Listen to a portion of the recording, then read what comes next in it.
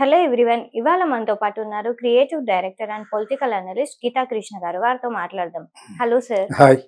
Sir, recent గా జరిగిన assembly సమావేశాల సాక్షిగా చంద్రబాబు గారు ఇట్లా మన ఆంధ్రప్రదేశ్ ని అభివృద్ధి వైపు తీసుకెళ్తాను, ఇంకా నెక్స్ట్ లెవెల్ కి తీసుకెళ్తా అని చెప్పేసి చెప్తున్నారు. సో దానిపైన మీ అభిప్రాయం? విజన్ డాక్యుమెంట్ ని ప్రొడ్యూస్ చేసే లాస్ట్ డేలో చంద్రబాబు నాయుడు గారు ఇప్పుడు ఒక విజృంభించి ఆఖరి వయసు కూడా పెరగడం వలన ఒక అభివృద్ధి కార్యక్రమం డెఫినెట్ గా విజయపథంలో నడిపించాలని wealthy Andhra Pradesh, healthy Andhra Pradesh, happy Andhra Pradesh ఈ మూడు నినాదాల మీద ఆయన బాగా మాట్లాడారు. ఆయన చేయగలడు కూడా. యాక్చువల్గా now I like him now because కాకపోతే ఇప్పుడు ప్రజలు ఏమని అడుగుతారంటే 6 ప్రామిస్లోనూ ఒకటేగా చేశారు, ఇంకా 2 చేయాలి కదా అని అడుగుతారు. అవి జస్ట్ రిమైండర్ అన్నమాట. మనం బట్ ఇచ్చేసేటప్పుడు అది చెప్పడం ఏంటికైనా అనిపిస్తుంది, కానీ బట్ చెప్పాలి, చెప్ప తప్పదు. బట్ ఇప్పుడు నాకు చంద్రబాబు నాయుడు గారు ఇది తీసుకోవడం అనేది ఇనిషియేషన్ తీసుకుని చాలా స్ఫూర్తిని నింపారు అందరిలోనూ.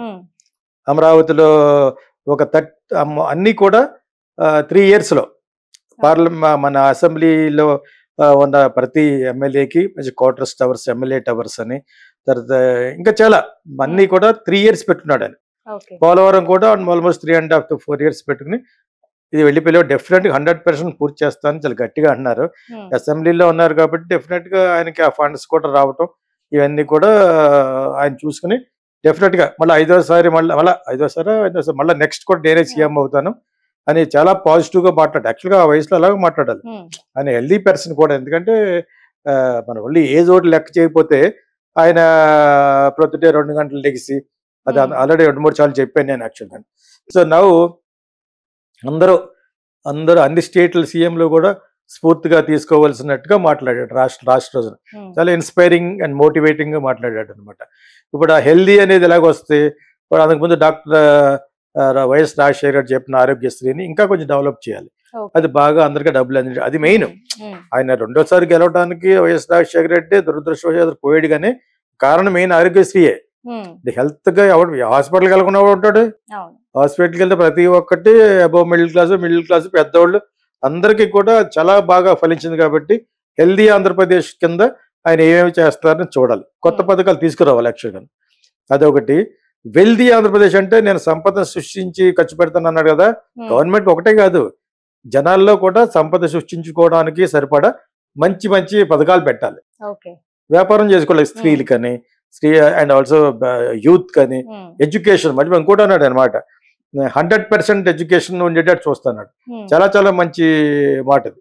100%. అతను జగన్ వచ్చి ఇంగ్లీష్ మీడియం కొన్ని చోట్ల చూపించి చేపించాడు. అదే మంచి మంచి ప్రక్రియ. ఈయన కూడా ఇంగ్లీష్ మర్చిపోకుండా, ఇంగ్లీష్ అనేది ప్రపంచ వేరే దేశాల్లోకి వెళ్ళి కూడా పనిచేయడానికి పనిచేస్తుంది. మోడీ గారు అన్నట్టు హిందీ ఉండకూడదు, మన తెలుగు ఒకదాన్ని బట్టి వేలాడకూడదు. That's where. ఏదో పొలిటికల్ పార్టీ వాళ్ళు చెప్పారు కదా, జగన్ ఇంగ్లీష్ అన్నాడు కదా, మనం అనకూడదనే దారుణం ఉండకూడదు. ఇంగ్లీష్ మీడియం అనేది మస్ట్ ఇంటర్నేషనల్ లింక్ లాంగ్వేజ్. అది ఆయన కూడా మళ్ళీ వీడియో చూసినప్పుడు ఎవరైనా చూస్తే కూడాను ఇది యాక్చువల్గా you have to develop central board to all the people యాక్చువల్గా. అప్పుడే నీకు ఇంగ్లీష్ బాగా వస్తుంది. సెంట్రల్ బోర్డు కాబట్టి ముందు నుంచి ఫౌండేషన్ వేయాలి. రేపు వద్ద స్టేట్ బోర్డు కాకుండా సెంట్రల్ బోర్డు చేరుతున్నాడు కాబట్టి తమాషా కాదు అది. You have to study well. State board ఏముంది, మామూలుగా ఉంటుంది, అత్యవసర బాధికులతో పాస్ అయిపోవచ్చు. And also you must reconstruct the position of Narayana, me friend అయితే ఉండొచ్చు, అండ్ ఆల్సో చైతన్య స్కూల్స్. డెఫినెట్గా అది రీకన్స్ట్రక్ట్ చేయకపోతే మీరు అనుకున్న కళ్ళన్నీ పోతాయి. అక్కడ వచ్చి సరిగ్గా ఫుడ్డే బెటర్, హాస్టల్లో కొట్టుకోవడాలు ఇవన్నీ. వాళ్ళు చాలా సబ్స్టాండర్డ్ ఎడ్యుకేషన్ ఇస్తున్నారు నారాయణ అన్న, ఆయనను చైతన్య కూడా. అదో బిజినెస్ కి చేస్తారు. ఓకే, బిజినెస్ చేసినా కూడా education quality must be improved. Quality of the education improve అయితేనే వాళ్ళకి రేపొద్దున మీరుంటారు, నేనున్నాను. భావి భారత పౌరులు పెరిగి వాళ్ళు ఉద్యోగాలు చేసే టైంలో డెఫినెట్ గా I may not be there and you also not be there. అంతేనా? సో అది అందరూ మాట్లాడుకోవాలంటే ఎడ్యుకేషన్ కేరళ లెవెల్లో 100% ఎడ్యుకేషన్ రావాలంటే you have to change the system of the education. You have to improvise the system, the syllabus of the education, curriculum. ఎన్ని మారాలంటే వాళ్ళ student డబ్బులు దొబ్బేయడం తప్పితే నారాయణ చైతన్య అవి తప్ప గతి లేదు. అందులో చదువుకున్న ఇంజనీరింగ్లకి ఎంతమంది నా డ్రైవర్కి వచ్చి శాలరీ కూడా రాదు. 23,000-24,000 రూపీస్ ఇక్కడ డ్రైవర్కి. అడగండి ఎంతమంది బిఈ స్టూడెంట్లకి ఆ శాలరీ వస్తుందని గుండెపై చేసుకుని. నేను ఒకసారి వర్క్ షాప్ పెడతా, ఫిల్మ్ వర్క్ షాప్ పెట్టడానికి తిరుపతి మహిళా యూనివర్సిటీ ఒకటి ఉంది అక్కడ, చాలా బాగుంటుంది. ఆ క్యాంపస్ లో వైస్ ఛాన్సలర్ వీళ్ళందరూ సబ్ రిజిస్టర్ గారు ఉండగానే ఎంతమంది కూర్చున్నారు, మీరు అంతా బిఈ చేస్తారు, ఎంతమందికి ఉద్యోగాలు వస్తాయి, ఎంతమందికి ఎంత సంపాదిస్తారని అడిగారు. అయ్యో అలా అనకండి అన్న అన్నప్పుడు అది రియాలిటీ. అది మీరు ఇచ్చే క్వాలిటీ ఆఫ్ ఎడ్యుకేషన్కి ఎవడు ఈ ఇంజనీరింగ్ కన్సిడర్ చేయరు. ఇంజనీరింగ్ కన్సిడర్ చేసి IIM, IIT, they are the వాళ్ళ క్యాంపస్ బుకింగ్ చేస్తారు. మాక్సిమం హైదరాబాద్ బిజినెస్ స్కూల్ ఉంది కదా, అది అదర్ దాన్ ఇంజనీరింగ్, అక్కడ చదువుకున్న వాళ్ళకి కొంత ఇది ఉంటుంది తప్పితే వీళ్ళంతా ఏంటి కొన్ని వందలు ఉన్నాయి ఇప్పుడు. దట్ ఈస్ నాట్ 100% ఎడ్యుకేషన్ ఇచ్చే సంస్థలు కాదు. జనరల్ సిలబస్ ఒకటి చేయాలి, ఇంగ్లీష్ డెఫినెట్గా ఉండాలి, అండ్ ఆల్సో జాబ్ ఓరియంటెడ్ కావాలి. ఎందుకు హిస్టరీని ఇవన్నీ అది ఏదో ఒక 2 నెలలు చెప్తూ వచ్చేస్తుంది. డిగ్రీల్లో ఇప్పుడున్న డిగ్రీ ఆయనకి నిజంగా దమ్ముంటే ఈ డిగ్రీల్లో ఉండే ఇవన్నీ మార్చాలి, జాబ్ ఓరియంటెడ్ కోర్సులు పెట్టాలి. ఇది ఓన్లీ సజెషన్. ఆయన సీనియారిటీకి మనం సజెషన్ ఇవ్వాలి కదా, ఎడ్యుకేటెడ్ పర్సన్ గా. జాబ్ ఓరియంటెడ్ చేస్తాడు, బయట రాకుండా జాబ్ వస్తుంది. ఏం చదువుకున్నా, బిఏ ఏం చేస్తాడు, బిఏ చదివి బీకామ్ చదివి ఏం చేస్తాడు, అకౌంట్స్ కూడా రాదు వాడికి. సో ఇది వేస్ట్ ఆఫ్ డిగ్రీస్. అదే డిగ్రీలో you cultivate, you impose job oriented courses. అందులో అడ్వర్టైజింగ్ పెట్టచ్చు, ఫిల్మ్ కూడా పెట్టచ్చు. కెరీర్ ఎక్కడ బాగుంటే అక్కడ వెళ్ళాలి, కానీ అక్కడ అది ఏమి లేకుండా ఊర్లో డిగ్రీ అనేది అసలు స్కాప్ చేయాలి. అసలు చంద్రబాబు నాయుడు గారు ఒక సెకండ్ థాట్ ఇచ్చి జగన్ కంటే బాగా చేయాలి. అక్కడ జగన్ ఎడ్యుకేషన్ వరకు బాగా చేశాడు, హెల్త్ వరకు బాగా చేశాడు, ముసలి వాళ్ళకి డబ్బులు వేయటం వరకు చాలా బాగా చేశాడు. ఓకే, పెన్షన్ అనేది, తర్వాత ఏమో వాలంటీర్ సిస్టమ్ అనేది. మీరు వాలంటీర్ సిస్టమ్కి అది 5 కాదు 10 ఇస్తా ఉన్నారు, అదే చేయలేకపోయారు. మీరు చేయలేకపోయినవి కూడా చెప్తేనే మీరు చేయగలగాలి. ముందు 6 ప్రామిసులు చేస్తే మీరు చెప్పిన హ్యాపీ, హెల్దీ ఆంధ్రప్రదేశ్ అన్నాడు ఆయన. వెల్దీ ఆంధ్రప్రదేశ్, వెల్దీ అంటే డబ్బులు ఉండేటట్టు, వెల్దీ ఆంధ్రప్రదేశ్. తర్వాత హ్యాపీ ఆంధ్రప్రదేశ్, అందరూ హ్యాపీగా ఉండాలంటే ముందు స్త్రీలు హ్యాపీగా ఉండాలి. But what ever it is, నేను మళ్ళీ చెప్తున్న సందర్భంగా మోడీ గారు ఇంకా పవర్ఫుల్గా ఉంటే రిజర్వేషన్ కట్ చేస్తారు. నేను అంతే, ఐఎమ్ ఫర్ రిజర్వేషన్స్ అగైనెస్ట్. మాదిగలందరికీ నో రిజర్వేషన్స్, అందరికీ ఇవ్వాలి, బిలో పావర్టీ లైన్ ఉన్న వాళ్ళకి. దీనికి కృషి చేయండి దయచేసి.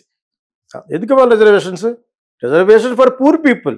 పూర్లో వాళ్ళు ఒక్కడే కాదు కదా, మాదిగ వాళ్ళు ఒక్కడే కాదు కదా, బ్రాహ్మణ్స్లో ఉన్నారు, వీళ్ళందరిలో అన్ని ఫార్వర్డ్ కాస్ట్లో ఉన్నారు. వాళ్ళని ఆధార్ కార్డు ద్వారానో వాళ్ళ యొక్క ఇన్కమ్ లెవెల్ ద్వారానో వాళ్ళు ఈ పలానా వాడు పేదవాడు, కూతురు పెళ్లి చేయలేడు, చదివించలేడు అనుకున్న వాళ్ళకి హెల్ప్ చేయండి. నాట్ ఫర్ ఓన్లీ బీసీస్ అంటే ఐఎమ్ కంప్లీట్లీ అగైనెస్ట్. తర్వాత వాళ్ళ మీద దళితులు అంటే మా మీదకి ఎందుకు కేసులు పెడతారు ఏంటి? దళితులు మొత్తం వెళ్తావా? ఎదవేషాలు వేసేసి నీకు జైల్లో పెట్టకూడదా, లాక్ కొట్టాలి మళ్ళీ అలా మాట్లాడేవాళ్ళు. అసలు ముందు అది ఆపాలి. మోడీ గారి దగ్గర నాకు నచ్చింది అదే. మోడీ గారు నిజంగా చేయనిస్తే అన్ని రాష్ట్రాలు కానీ బయటకు వస్తే అది కట్ చేస్తారు.